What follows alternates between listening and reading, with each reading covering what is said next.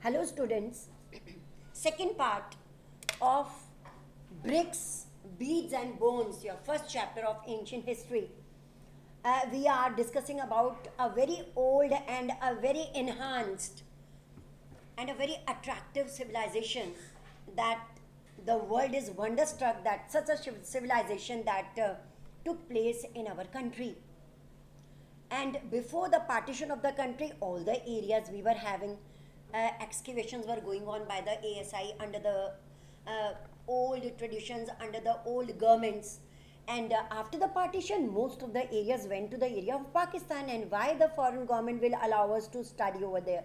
So I told you that the whole history is based on archaeology, archaeological findings, and even today the studies are going on. I also told you that although the script have been found out, but it is undeciphered. It is not deciphered. Although we copied it from Sumer, although we copied it from Mesopotamia, but it contains a number of signs and symbols that the officials and the historians, they are not able to read it.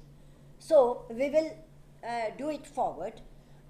Harappan culture, we were discussing about all the features of the Harappan culture. We were discussing about the different people of ASI, different director generals of ASI who are involved in giving us information about this culture, because it was obviously a very enhanced and a very effective urban culture of India. Then we start discussing with the seals. A number of seals have been unearthed. The seals are of different material. They are of terracotta, they are of copper, they are of tin, and they are of bronze. Because tin and copper was mixed yesterday, I told you, and the bronze and a new alloy bronze was discovered. So a number of seals have been found out, and seals contain something written, some script on it.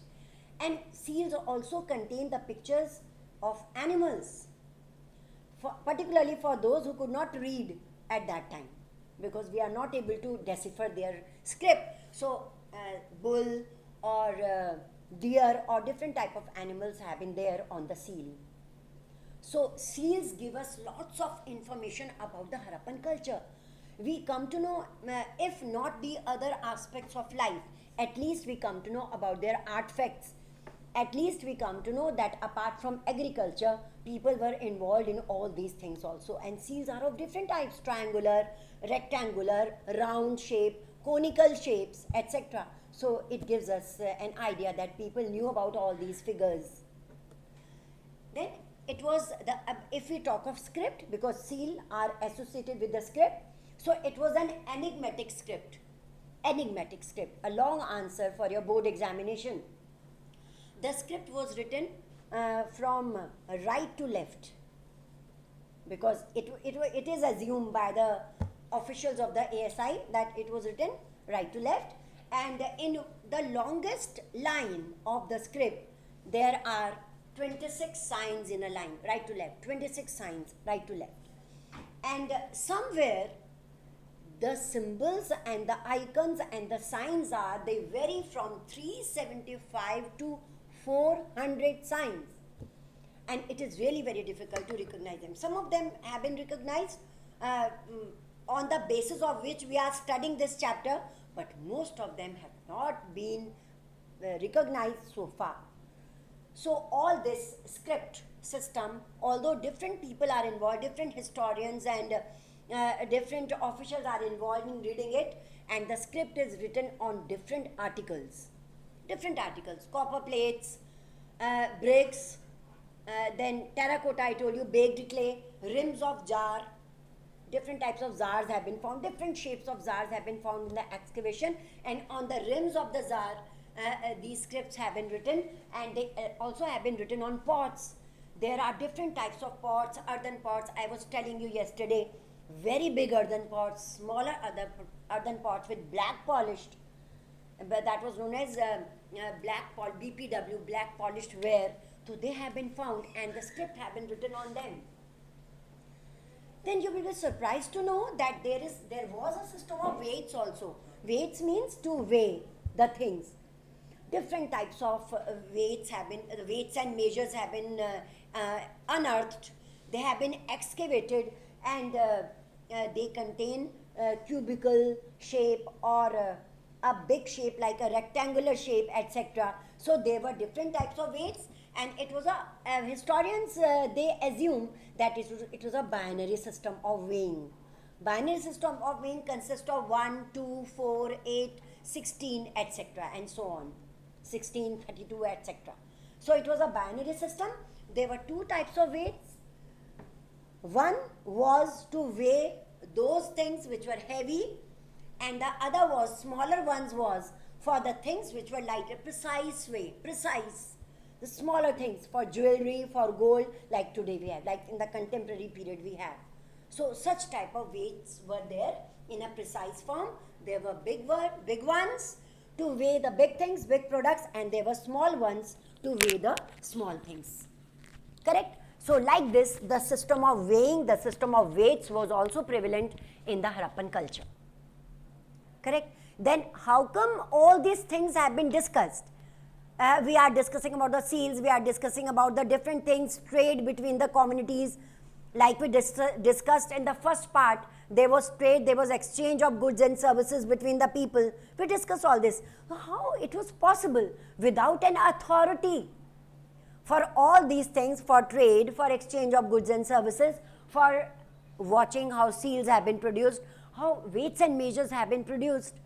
So there was concept of king, that is the palaces and the kings. And at that time, when Indus Valley civilization or Bronze Age civilization or Harappan culture and Mohenjo-daro civilization, when it was going on in India, similarly in China, in Egypt, in modern Iran, Iraq, that is called Mesopotamia, or Sumerians, the same civilization was going on over there. So traces are there, evidences are there that there were governments, because governments could regulate all these weights and measures, growth of trade, communication and trade, etc. Governments can, like today, transportation and communication and different things, we need law and order. So for law and order and difference, because there in other civilization the script have been deciphered, it has been read, so they know that there were governments. But as far as India is concerned, we can only learn through the studies of the archaeologists that a priest king, an image of the priest king given in your NCERT, again pages 1 to 21 pages, you can see the priest king, the image have been there, and that show that there was a ruler. But some of the historians, they believe that there was one ruler, some of the historians believe that there were different rulers. For example, in Harappa there was another ruler, in Mohenjo-daro there was another ruler. Anyhow, there is a common view that there was some authority who was looking after all these things. There was an authority, because when we talk of citadel, a raised place, that was the place of the authorities. Is it clear? So like this, it was there, prevalent, law and order, or the ruler, the authority was prevalent. Then we come to the end of the civilization. It is also another issue that is a matter of concern, that is a matter of lots of confusion between the historians. Again, because written records are not there. So end of civilization, because there were natural calamities, floods, earthquakes. Because of earthquakes and floods, the civilization collapsed, dumped inside. Then new people came up, they built up their own civilization, and the civilization further dumped, and that is why deep excavation, horizontal, vertical, deep excavation have been done to unearth, to take out the objects and study them. Different objects have been taken out because of the end of civilization due to natural calamities, climatic changes, natural calamities, coming of new people. Correct? So there was the end of civilization, and with that, when we talk of excavation, we also talk of about the burial places of those people, because we come to know that in the Harappan culture, in the Harappan civilization also, there were rich and poor, because in the burial places of many, some things have been found, some products have been found. For rich, they were different, and for poor, they were different. So the end of civilization was there because of the natural calamities and because of the coming of the new groups in India.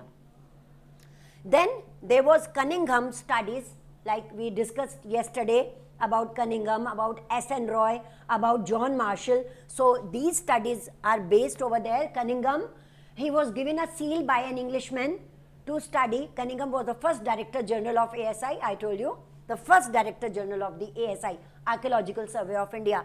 He was given a seal by Englishmen, and he came to know that that a civilization, an enhanced culture flourished in India. He was confused because he was of the view that cities were there in India in the Gangetic Valley, in the river valley of Ganga.